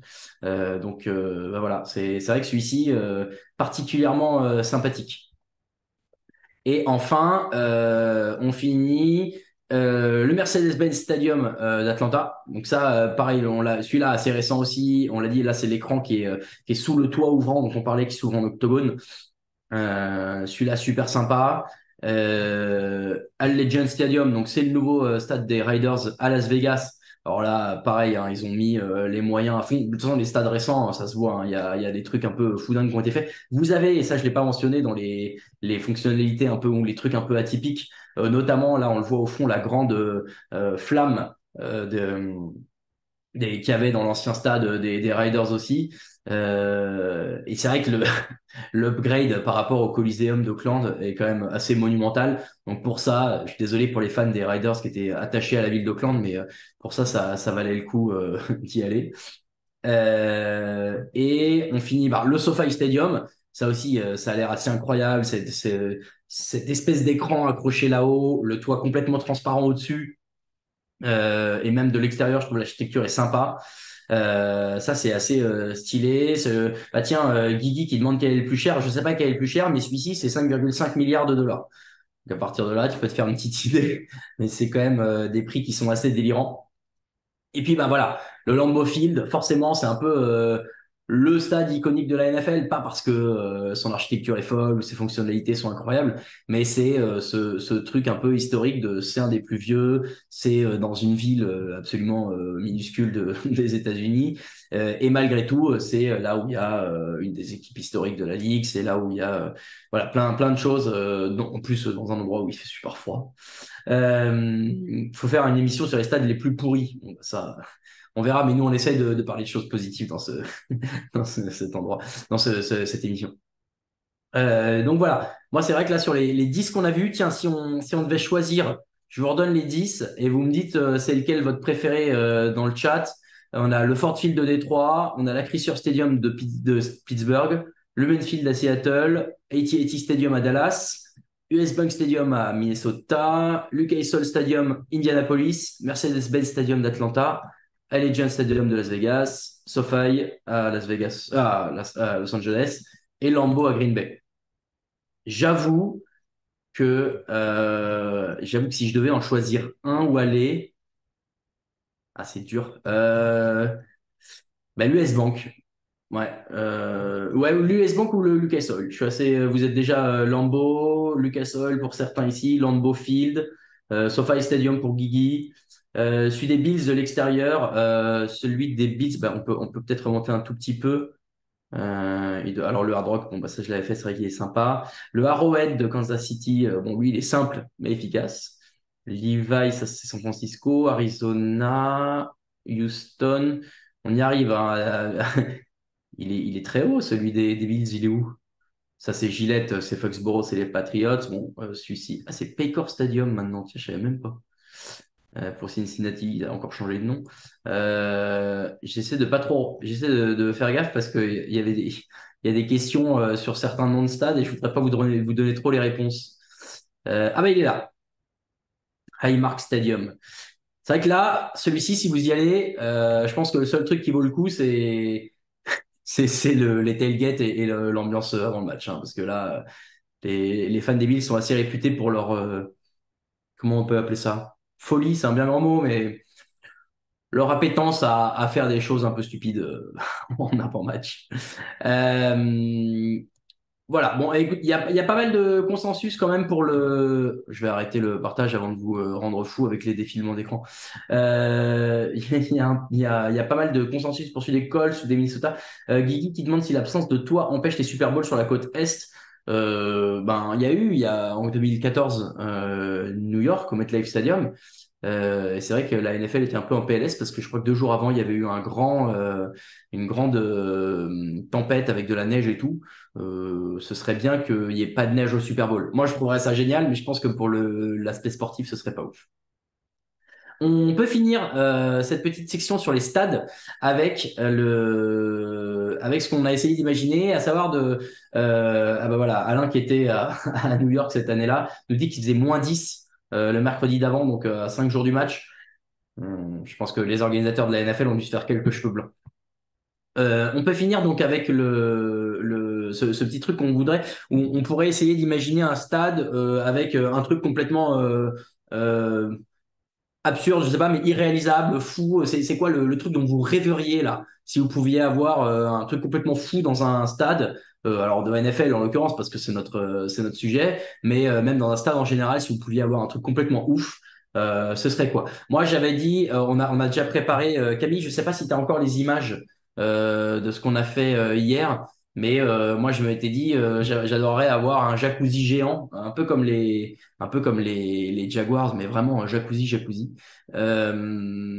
Et on a généré ça par IA et c'était assez rigolo. Donc envoyez un peu vos idées là. Alors la bière pas chère, ça va être dur à rendre sur un visuel, Seahawksman. Mais sur l'eau, c'est vrai que sur l'eau, ça c'est une bonne idée ça, un stade sur l'eau. Ça, j'aime bien. On va pouvoir peut-être rajouter d'autres trucs, mais je garde l'idée de déjà sur l'eau, ce serait top. Est-ce que vous en avez d'autres? Livrer la bière à ma place. Bon, bah ça, ou un stade sur un porte-avions bateau. Bon, là, vous allez loin. Hein. Des sièges avec des tuyaux pour se servir soi-même la bière. Et j'ai l'impression que tout le monde va au stade pour boire la bière. On peut boire à la maison aussi, les amis. Toujours avec modération, hein, mais un truc qui serait fou, ce serait de mesurer les distances avec tes chaînes comme dans 1800. Ça c'est drôle, ça, Belkion, mais effectivement. Des passerelles pour voir les matchs du dessus. C'est vrai que ça peut être sympa. C'est le cas, je sais que dans les matchs de hockey, enfin dans les stades de hockey sur glace, notamment, les journalistes et les commentateurs sont placés dans des passerelles au-dessus de la patinoire et de la glace, donc ils voient vachement bien effectivement ce qui se passe sur le terrain. Un stade sur un toit d'un building. Ah, moi, je suis plus team sur une île ou sur l'eau quand même. Hein. C'est quand même un peu plus rigolo que sur un building. En plus, t'imagines, tu perds la balle. Bon, bah, tu me diras sur l'eau, c'est pas beaucoup mieux. Un truc avec de la bière. Je sais pas comment on va réussir à faire générer ça à l'IA. Est-ce qu'on peut imaginer un stade où il y aurait comme une espèce de fontaine à bière sur deux? On va mettre ça. On va mettre une fontaine. Et puis, on pourra dire qu'on peut mettre ce qu'on veut dans la fontaine. Ce sera libre à vous. Je mets pas les pieds dans ce building. Oui, c'est vrai. C'est vrai que pour le coup, ça pèse lourd. Le jacuzzi rempli de bière. Waouh, je me baigne pas là-dedans non plus. Euh, un stade avec des mètres au lieu des yards. Oui, mais là, Casso, il faut changer de sport malheureusement. Hein. Je pense que c'est compliqué. Un stade sous la mer. Ah, mais on progresse. Un stade où les Jets gagnent. Ah, mais vous êtes taquin, hein, je le vois, mais c'est pas le but là. Un stade dans une jungle avec une cascade naturelle derrière la end zone. Oh ouais, ça c'est joli ça. Un stade sur un lac de bière. Et arrêtez avec la bière. On va passer pour un. Imaginez, des gens, ils arrivent, ils ont jamais regardé le fauteuil, ils se disent, ouais, ça a l'air sympa. On parle avec des gens fans de sport et tout, et ils arrivent, ils disent, on veut de la bière partout. Oui, c'est ça. Non, mais Alain a raison, on va faire une brasserie en fait. Un stade dans une brasserie. Eh ben voilà. Ben, non, mais attends, Camille, est-ce que déjà on peut faire ça? Est-ce que déjà tu peux nous générer un premier truc où tu le fais, un stade de NFL au milieu d'une brasserie? Ouais, attends, je vais faire une petite minute. On va voir ce que ça donne. Hein. Là, on parle. Après, on fera un truc un peu stylé sur une île, machin et tout. Mais déjà là, ok, vous êtes trop à vouloir que ça ait un rapport avec ça. Donc, on va le faire. Un stade où le nom de l'équipe brille dans la end zone à chaque touchdown, nous dit Mifunier Eugene. Wow. Ça, c'est ma faute. J'ai pas l'habitude de lire les commentaires dans le chat et donc je ne lis pas en amont les noms. Donc, pardon, mais c'est une bonne idée. Ça, j'aime bien. Un stade avec un sol transparent, de la lave qui coule en dessous. Ouais, ça c'est cool. Il y a un truc à faire peut-être. Je sais pas pourquoi, j'imagine un truc à Hawaï où tu aurais effectivement la mer et puis en fait tu aurais un volcan pas loin et le sol transparent avec de la lave. Pas bête, on retient aussi. Hein, en même temps, Alain goûter les bières toutes les semaines avant. C'est vrai, petit hommage au fauteuil d'avant. J'ai pas préparé à ce point-là, c'est vrai que j'aurais pu, mais non, j'ai rien préparé. Un stade où tu viens exclusivement en voiture. Un drive-in. Ah ouais. En fait, il n'y a pas de gradin. En fait, c'est des parkings sur plusieurs étages. Et tu les. Et tu. Ah, ça, ce serait énorme. Pas bête. Alors, donc là, vous voyez sous vos yeux ébahis Camille qui va nous, générer ce que pourrait donner un stade dans une brasserie. Je sais pas comment tu veux le formuler. On va voir ce que ça donne. Et puis on verra. On partagera tout ça après sur X et sur Insta. Vous pourrez voter pour votre stade préféré, bien sûr. Et puis on enverra le gagnant à la NFL en disant bah, n'hésitez pas à faire ça si vous voulez qu'on vienne. Alors ça va s'afficher. Qu'est-ce qu'on a? Alors moi j'arrive pas à lire sur le retour. Je vais me mettre, je vais me mettre sur la page Twitch. Ah non, mais j'arrive pas. Mais je l'ai mal paramétré. Hop, voilà.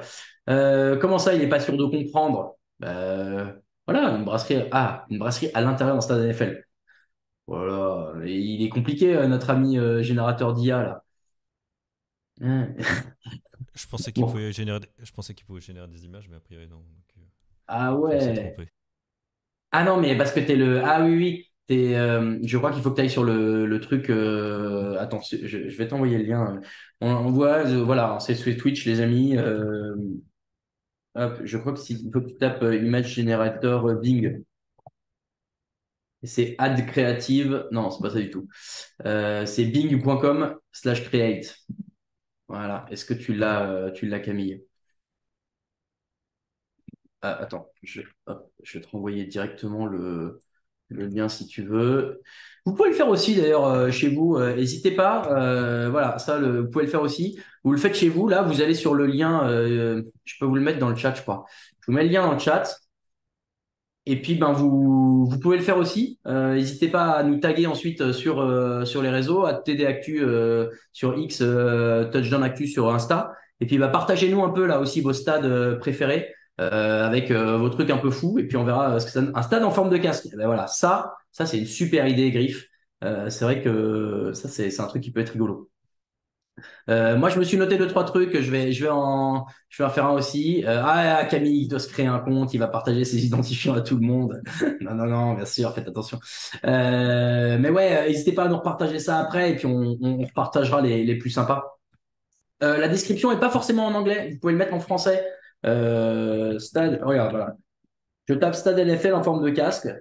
Ça, c'est un truc que j'aime bien. On va regarder. Vous avez un nombre limité de crédits, mais bon, vous pouvez bien en dépenser un ou deux pour Touchdown Actu, hein, après tout.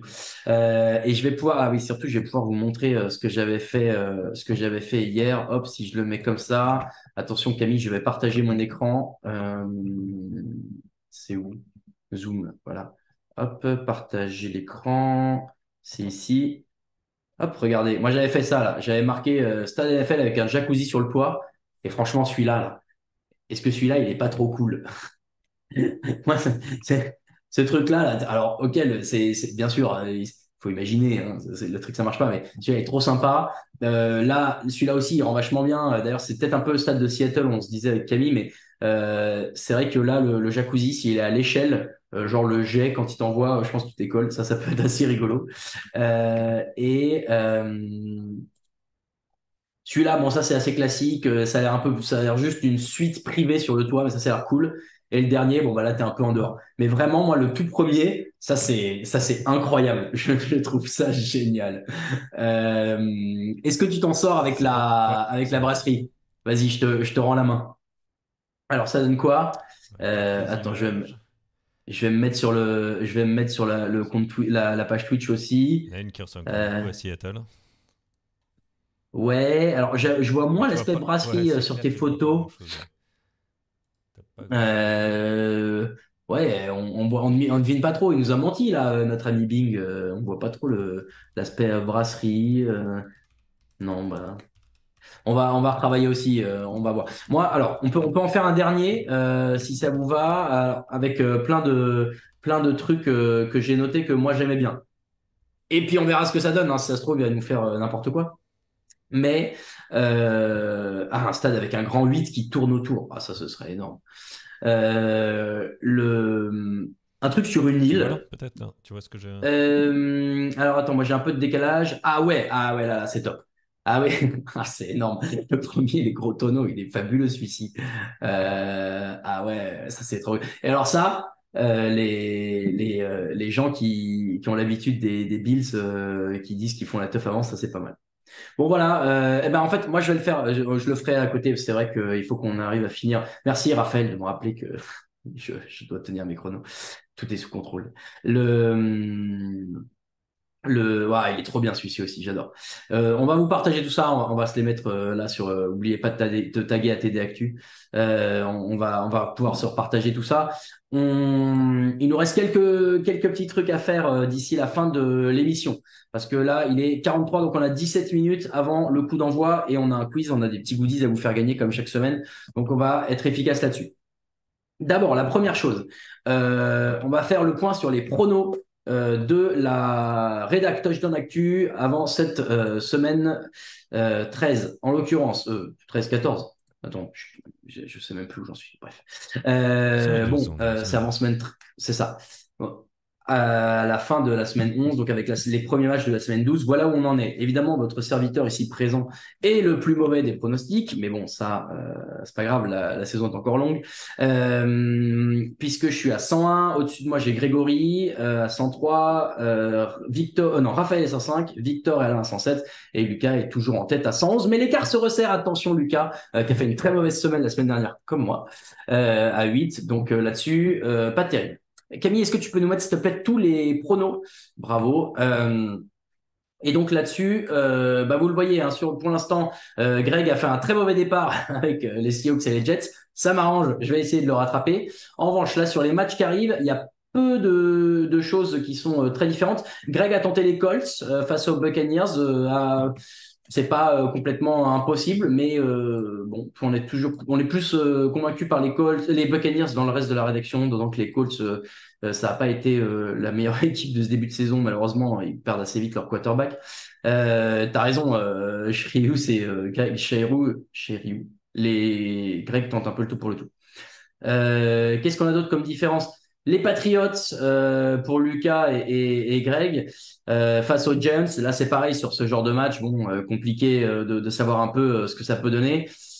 Moi, j'ai pas trop voulu. Je me suis dit les Giants déjà jouent à la maison et ensuite ont peut-être des meilleurs playmakers. C'est un peu ça qui m'a convaincu, mais c'est pas grand-chose. En revanche, le Rams Cardinals, celui-là, il est assez serré. Moi, j'aime bien ce que font les Rams. Je l'ai dit. En plus, Cooper Kupp qui est peut-être de retour. Ça peut vraiment faire du bien à cette équipe. C'est vrai que les Cardinals ont retrouvé Kyler Murray. J'attends quand même de voir. Moi, je suis pas complètement convaincu non plus. Et non, mais en fait, j'avais pas vu. Mais Greg, il tente tout et n'importe quoi. Il tente les Browns face aux Broncos. Il est le seul. Alors, pareil. Là, c'est pas le choix le plus fou, mais d'être le seul à le faire, c'est quand même audacieux. Et oui, moi, j'ai joué la sécurité, Raphaël. Mais bon, moi, il y a un moment, il faut que je réussisse à pas trop perdre de points non plus. Eagles-Bills, on prend tous les Eagles. Et c'est vrai que ça, pour le coup, les Bills ne nous ont pas rassurés depuis le début de la saison. Donc, c'est assez logique. Riders-Chiefs, bon, voilà, là, il n'y a pas trop de débat. Chargers-Ravens. Alors, vous allez pouvoir penser qu'on est serré, mais depuis tout à l'heure, je vois que Grégory, il a tenté le tout pour le tout, donc il a pris les Chargers. Et moi, je suis légalement tenu de pronostiquer les Chargers à chaque match. Donc là-dessus, pas de grande surprise. Et enfin, Vikings-Bears. Alors là, c'est Victor qui tente les Bears face aux Vikings. Ça, c'est intéressant. Pourquoi pas? Moi, je l'aurais pas tenté. C'est le Monday Night Football là, de cette semaine-là. Vikings qui ont une bien meilleure dynamique versus les Bears qui font une saison. Ouais, je sais pas. Il devrait y avoir un bonus pour un pronostiqueur quand il est le seul à avoir bon. C'est une bonne réflexion, ça, Raphaël. Mais alors, déjà que il faut qu'on arrive à faire tous les pronostics à l'heure, bon, ça voudrait dire qu'il y aurait encore plus de stratégies. Moi, j'ai pas de problème, hein, mais ça prendrait encore plus de temps à faire. Tiens, là, Camille, est-ce que tu sais nous paramétrer juste un petit sondage? On va se prendre une affiche et puis une affiche qui est un peu controversée dans les pronos. Eh ben, le Rams Cardinals, tiens. Est-ce que tu peux nous faire, s'il te plaît, un prono Rams Cardinals? Vous nous mettez dans le chat là votre gagnant. Et puis on voit on voit à la fin ce que vous en pensez.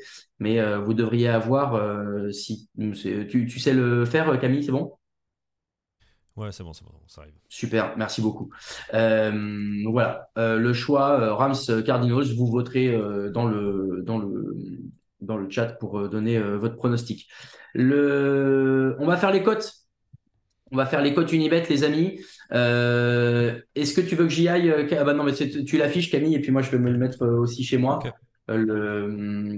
Les cotes. Donc, on le rappelle, hein, Unibet qui est partenaire du fauteuil, qui est partenaire de Touchdown Actu depuis plusieurs années. Merci à eux pour ça. Donc, n'hésitez pas à aller vous inscrire sur le site en passant par le lien qui est sur le site Touchdown Actu. Et voilà, Alain vous remet le lien dans le chat. C'est merveilleux. J'ai tous mes rédacteurs qui sont au taquet dans ce chat. C'est parfait. Qu'est-ce qu'on a cette semaine, les amis, comme cote intéressante? Alors, c'est toujours un peu ce qui est difficile, c'est quand il y a des matchs serrés, il y a des cotes qui sont pas si hautes que ça, mais il y a des favoris, entre guillemets, qui ont des cotes qui sont belles. Moi, j'ai vu plusieurs choses. Déjà, les Buccaneers à 2,08 face aux Colts, j'ai du mal à comprendre la logique, mais je prends, il y a pas de problème. Donc déjà, premier, on valide les Buccaneers à 2,08. Derrière, qu'est-ce qu'on a vu d'autre de sympa? Moi, je trouvais que j'ai trouvé que les Broncos à 1,72, c'est pas mal aussi, mais en fait, je me demande même si à ce moment-là, ça vaut pas le coup d'aller sur les Browns. Parce que les Browns à 1,93, ouais, je sais. Bon, allez, ce match-là, il est compliqué. On le mettra peut-être dans un YOLO tout à l'heure. Qu'est-ce que vous avez vu d'autre, les amis? Les Giants à 2,49 face aux Patriots. Évidemment. Je ne l'avais pas vu sur la ligne d'en dessous. Les Giants à 2,49. La cote est incroyable.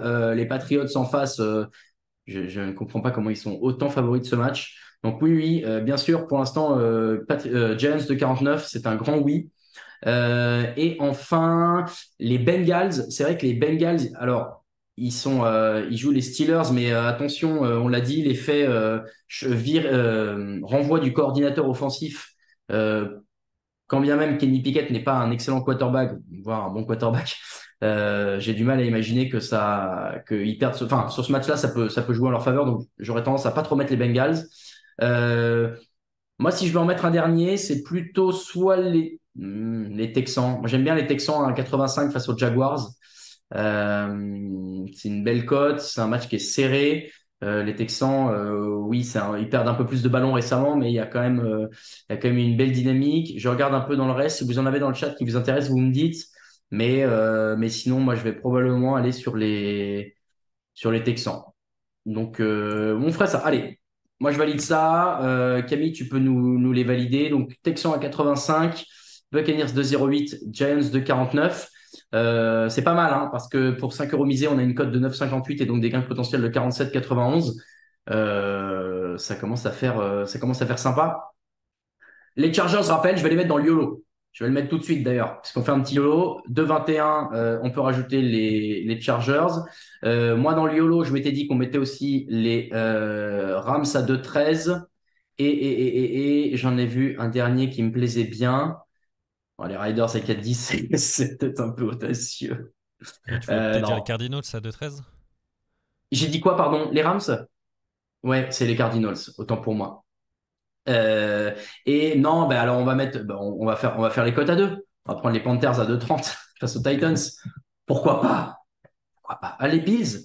Ah, les Bills à 2,15. Ouais, en fait, je préfère ça aux Panthers. Allez, la cote est moins belle, mais c'est quand même moins fou. Donc, on rajoute les Cardinals, les Bills et les Chargers pour faire un petit YOLO. Et là, les Cardinals de 13, Bills de 15, Chargers de 21. Là, pour 5 euros misés, on a une cote de 96 et en plus, on a un petit bonus multimax. Et donc, on se retrouve à un gain potentiel de 520 euros. Je sais que Alain aime bien qu'on arrive toujours à des montants permettant de louer des box dans Paris, mais là, bon, bah, vous pouvez louer un demi-box. Voilà, n'oubliez pas hein, toujours que de toute façon, c'est de l'argent que vous devez miser avec parcimonie et que vous devez toujours garder le contrôle. Si vous sentez que vous perdez, que c'est plus un plaisir et que vous subissez tout ça, n'hésitez pas à vous faire aider. Il y a plein de moyens de le faire. On va terminer les amis par le quiz. Terminer par un petit quiz. Alors, il y a pour vous l'appli QuizKit. Vous allez pouvoir jouer avec ça. Je sais plus bien comment ça marche, mais je crois que les questions s'affichent. Moi, de toute façon, je vais vous les donner, hein. Mais Camille, est-ce que tu peux juste me reconfirmer? Ça s'affiche chez eux, il faut cliquer, hein. Ouais, une petite seconde, j'ai un Pas de petit souci. souci. Le temps que tout ça se mette en place. Donc, un quiz, 5 questions. Il y aura des goodies du site à faire gagner. on contactera le gagnant, donc restez bien là jusqu'au bout. On contactera le gagnant pour vous envoyer ça. Alain s'en chargera, bien sûr. Et donc, 5 questions sur le stade. J'ai essayé de pas trop donner les réponses au fur et à mesure de l'émission. Ça n'a pas été simple, mais on va y arriver. Je vous rappelle que de toute façon, à 19h, il y a les matchs qui vont commencer. Donc, vous pourrez suivre notamment le match entre les Steelers et les Bengals sur Sisplay. Et que vous pourrez suivre tous les restes des matchs sur les différents moyens de diffusion que vous avez à disposition.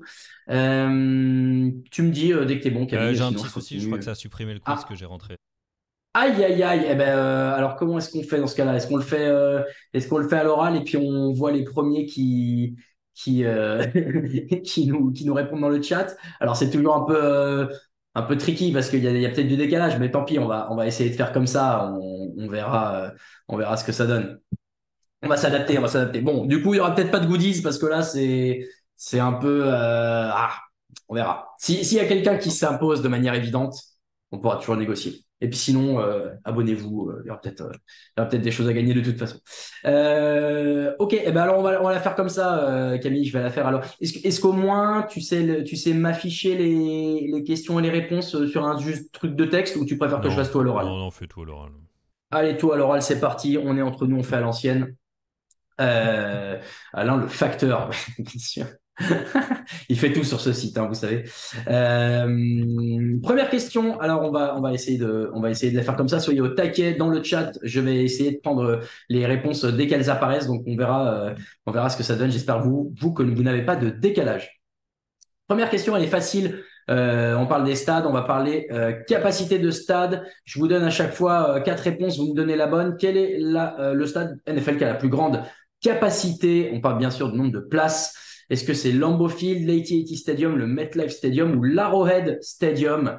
J'attends les réponses. Ah bah alors il y en a déjà qui donnent des réponses qui sont pas dans les choix, les amis. Donc ça ne fonctionne pas. Mais ouais, le premier qui l'a donné c'était Guigui, c'est MetLife.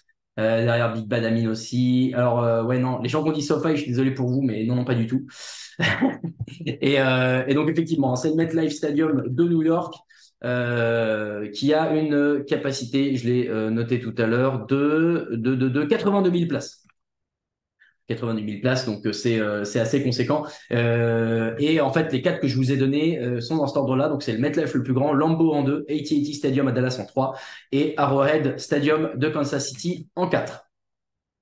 On continue avec une question. Tiens, quel stade n'a jamais accueilli une rencontre de saison régulière? C'est important de le préciser. Je vous donne 4 stades. Vous me dites celui qui n'a jamais accueilli de match de saison régulière de NFL. Le Rogers Center à Toronto, l'Olympia Stadium à Berlin, l'Estadio Azteca de Mexico ou Twickenham à Londres. Rogers Center, Olympia Stadium, Estadio Azteca ou Twickenham. Il y en a un de ces 4-là qui n'a jamais accueilli de saison régulière. C'est un piège. Alors, qu'est-ce qu'on nous dit? Soit de l'Olympia, soit Toronto, Twickenham, si, bien sûr, il y a des matchs à Twickenham. Saint-Denis, non, il n'y a jamais eu de stade à Saint-Denis. Stadio Azteca, il y a eu à Mexico. Et en fait, il y a eu des matchs de saison régulière à Toronto, puisque les Bills jouaient des séries là-bas. En revanche, il n'y a jamais eu de match de saison régulière à Berlin. Il y a eu des matchs d'exhibition à Berlin dans les années 90, mais jamais de match de saison régulière. J'ai trouvé un article qui mentionnait tout à l'heure tous les matchs joués à l'extérieur. Le premier match joué à l'international, c'était au Canada, c'était déjà à Toronto en 1926. Déjà, la NFL à l'époque avait des... ça s'appelait même pas la NFL, avait des vues internationales, très en avance. Ah oui, alors du coup, il faut juste que je vérifie parce que j'ai noté une bêtise dans ma question d'après. Hop. Question suivante. Là, on va voir ceux qui sont un peu chauds en NCAA également, puisque je vais vous donner 4 noms de stades. Il y en a un qui n'accueille pas d'équipe universitaire, puisqu'il y a des équipes universitaires qui partagent des stades avec la NFL. Donc, je vous donne les 4. Vous allez me dire lequel n'accueille pas d'équipe universitaire. Le Packer Stadium de Cincinnati, le Hard Rock Stadium de Miami, le Lincoln Financial Field de Philadelphie ou l'Acrisure Stadium de Pittsburgh, lequel n'accueille pas d'équipe NCAA de manière régulière dans son enceinte.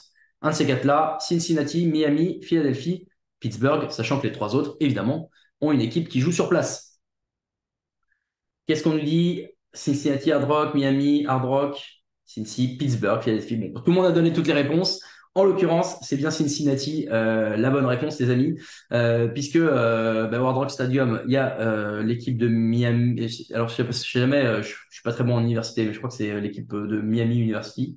Lincoln Financial Field, c'est Temple, la fac de Philadelphie, et Acrisure Stadium, c'est la fac de Pittsburgh, je crois. Ouais, c'est Pittsburgh.